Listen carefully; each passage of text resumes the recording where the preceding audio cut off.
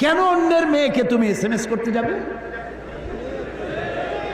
দেখছেন, রাত 12টার পরে ওই মোবাইল কোম্পানিগুলি ফ্রি টক টাইম করেছে। তো রাত 12টার পরে স্বামী স্ত্রীর কোনো দুঃখ আছে নাকি? ফ্রি টক টাইম ব্যবহার করবে, বউরে তো কাছেই পাইছে। রাত 12টার পরে তো যার কাছে বউ নাই ওর দরকার ফ্রি টক টাইম।